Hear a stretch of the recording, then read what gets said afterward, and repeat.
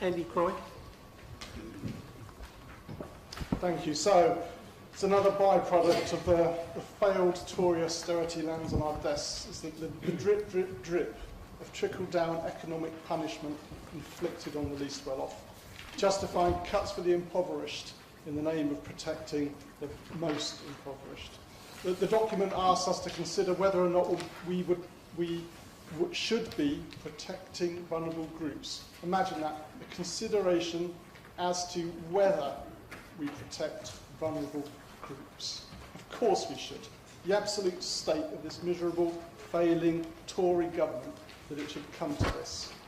And what do we see buried in the detail? Women, and it will mostly be women, in receipt of child maintenance income, will now see a third of that income taken into account and their council tax reduction reduced. This scheme proposes that we literally take cash from children. But it's not cash, is it? It will be food, clothes, school trips, colder houses, or mum going without an evening meal. And I don't believe that any member in this room became a councillor in order to have this conscience. I don't believe that any member in this council became a councillor to pay the poorest paid much less. I just don't believe it. But it seems to me, with the deadline of the 31st of January, that we're being bounced into accepting this scheme. And that is also unacceptable. I don't think it's gone before the executive, and I think I'm right in saying it's not gone before any of the scrutiny committees. We are being bounced either by the executive or by officers into approving this scheme, and it's just not good enough.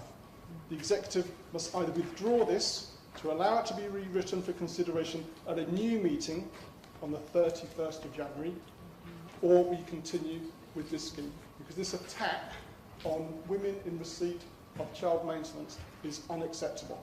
And none of us really want to see the headlines in the papers or to be known as the council, which literally takes food and money from people receiving child maintenance.